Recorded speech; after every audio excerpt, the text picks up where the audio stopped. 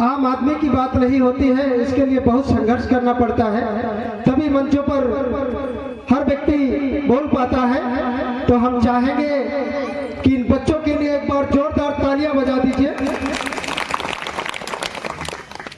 तालियों में वास्तव में दम नहीं है। जिस हिसाब से पब्लिक यहाँ बैठी है, कहा जाता है कि वो बाग ही क्या जिसमें माली न हो, वो बाग ही क्या जिसमें माली न हो, और वो समाज ही क्या जिसमें ताली न हो, जिसमें ताली न हो।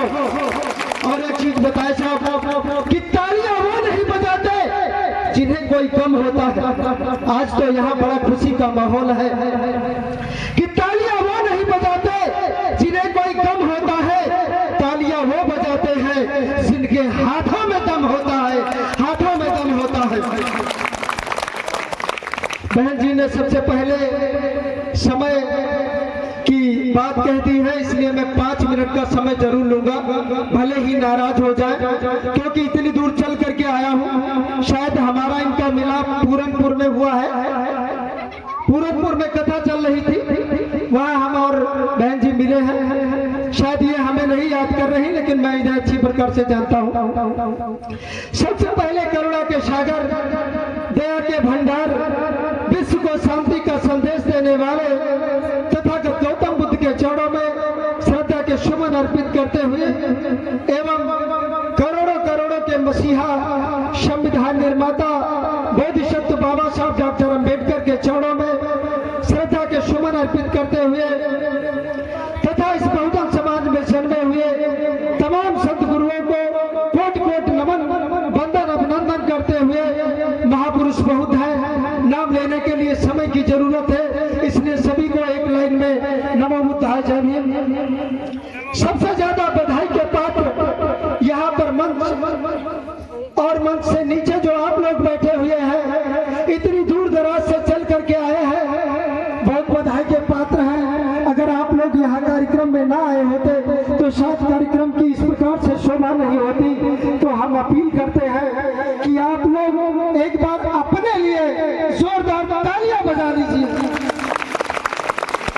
और उससे भी बधाई के पात्र यहाँ जो कार्यक्रम कमेटी है, जिन्होंने इतना शानदार कार्यक्रम कराया है।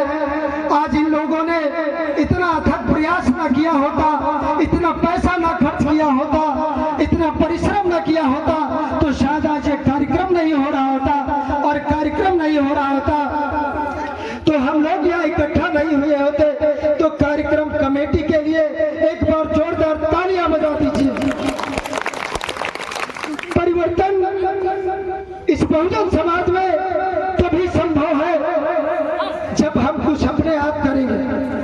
अपने आप आपको क्या करना है, कथा चाहे हजारों बार सुन लो, परिवर्तन नहीं होगा। एक बात याद रखना, बाबा साहब अम्बेडकर के बारे में अगर जानते हो और नहीं जानते हो तो जान लीजिए कि बाबा साहब को सम्मान मिला तो क्यों मिला, कैसे मिला। वो भी एक इंसान थे, लेकिन शिक्षा में निपुण थे। शिक्षा में इतना निपुण थे कि उन्हें मजबूरन बाबा साहब को सम्मान देना पड़ा। तो एक ही, इसीलिए बाबा साहब ने 3 मूल मंत्र बतलाए कि शिक्षित बनो और संगठित रहो और संघर्ष करो। शिक्षा की 2-3 बातें हम आपको बताते हैं कि हमें शिक्षा कैसे ग्रहण करनी। हमारे समाज में, हमारे समाज के बच्चे सरकारी स्कूल में अक्सर जाते हैं, प्राइवेट स्कूल में कुछ लोगों के बच्चे जाते हैं। 2 भाई सगे सगे होते हैं, एक भाई का प्राइवेट विद्यालय में जाता है और एक भाई का सरकारी विद्यालय में जाता है। अगर उससे बात करो कि भैया आपका बच्चा प्राइवेट में क्यों नहीं जाता, तो कहा साहब अपने पैसे नहीं बनाए बनत कहा तेरे भेज पाई। लेकिन उनका खर्चा पूछो तो रोज 200 रुपए की शराब पीते हैं। 200 रुपए महीने का स्कूल की फीस पड़ती है, वो नहीं दे पाते हैं, लेकिन 200 रुपए रोज शराब पीते हैं। परिवर्तन कैसे होगा? जब तक आप अपने बच्चों को उचित शिक्षा नहीं दिलाओगे, तब तक परिवर्तन नहीं हो पाएगा। हम देखते हैं कि समाज के बच्चे में जाते हमारे गांव में दूसरे का बच्चा जो होशियार चालाक पढ़ा लिखा परिवार का बच्चा है, जब हमारे घर आता है और कहता है कि चाची का अभिषेकवा स्कूल है ना जाएगा, तब चाची कहती अभिषेकवा है का, तब दौड़त गई देख पैरा में गुजाटा पड़ा, दौड़त गई देख पैरा गुजाटा पड़ा, मार का झिटकोड़ थी कहीं दही जराओ अब वही परे सो रहे हो, वो देखो जा रहा है स्कूल। तब अभिषेकवा उठा और बाल्टी भर पानी देखी, वह 2-3 बार मुंह छपर छपर मारिस और झोरा अपन ढूंढे लगा। झोला कहाँ मिलता है कि चकियन पर पड़ा हो कि बोरियन पर पड़ा हो, झोरा पाई जाए और उठा के स्कूल तरफ भाग ले, स्कूल की तरफ भाग लेता।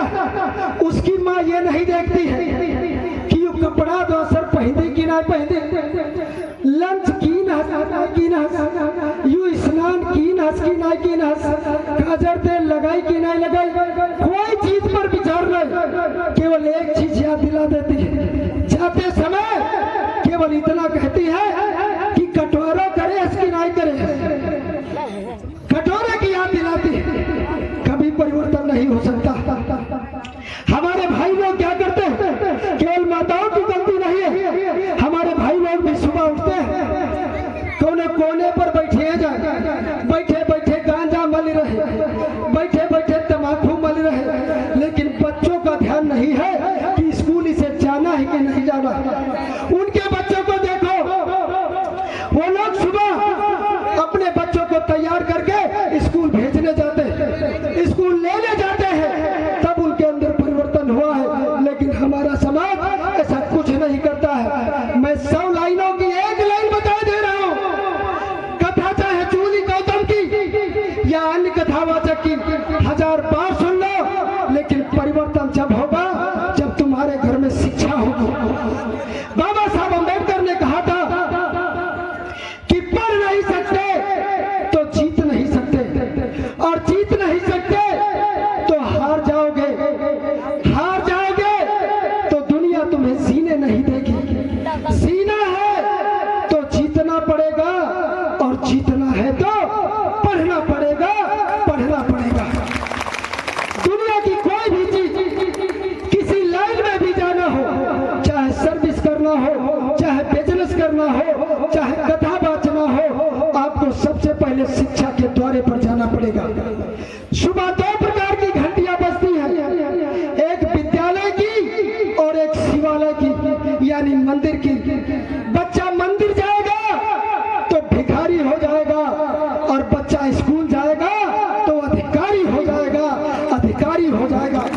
ये तय हमें और आपको करना है कि बच्चे को कहाँ भेजना है। याद करो कि बाबा साहब अम्बेडकर ने तुम्हें इतना कीमती तोहफा दे दिया, इतना कीमती उपहार दे दिया, जानते हो वो क्या है? वोट का अधिकार।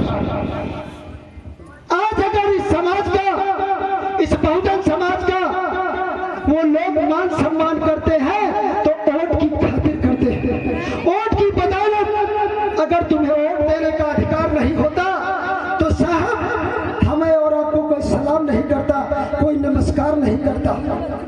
लेकिन इस वोट का हम करते क्या है? इस वोट का हम सौदा करते हैं। कैसे? सीसी दो सीसी में, 100-200 रुपए में, 1000-500 में, 50 करोड़ पाल में इस अधिकार को बेचने का काम करते हैं। जब तक अपनी वोट को बेचते रहोगे, इस देश के कभी राजा नहीं बन पाओगे, कभी शासक नहीं बन पाओगे। इस बात को याद रखना। तुम्हारा यही अधिकार अगर सम्मान दिलाता है तो यही एक अधिकार है, वोट देने का अधिकार। 5 साल बाद वो एसी में रहने वाले व्यक्ति, वो करोड़पति अरबपति व्यक्ति हमारे तुम्हारे बीच में आते हैं और कहते हैं दादा, चाचा, भैया, एक बार हमको भी मौका दे दो। तो याद रखो, बाबा साहब अम्बेडकर ने तुम्हें यहाँ का अधिकारी बनाया है, लेकिन तुम भिखारी बन गए तो बाबा साहब का क्या दोष? अपने अधिकार को जानो और समझो और इसे सही प्रयोग करने का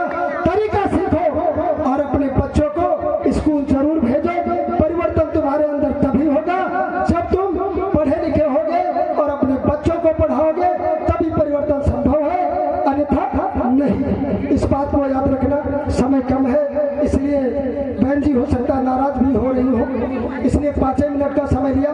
वैसे तो मैं 1 घंटा जब बोलता हूँ तब हमारे शरीर की नसें हैं ये गर्माती। 1 घंटा मैं कैडर का व्यक्ति हूँ, 3 घंटे कैडर में बोलता हूँ, उसके बाद में मैं कुर्सी की तरफ जाता हूँ। क्षमा चाहता हूँ, समय कम मिला है। पुनः अगर दोबारा कहीं मौका मिला तो हम आप लोगों से जरूर मिलूंगा। आप लोगों ने मुझे धैर्य से सुना, इसके लिए सभी को नमो बुद्धाय, जय भीम, जय भारत, जय संविधान। बहुत बहुत धन्यवाद।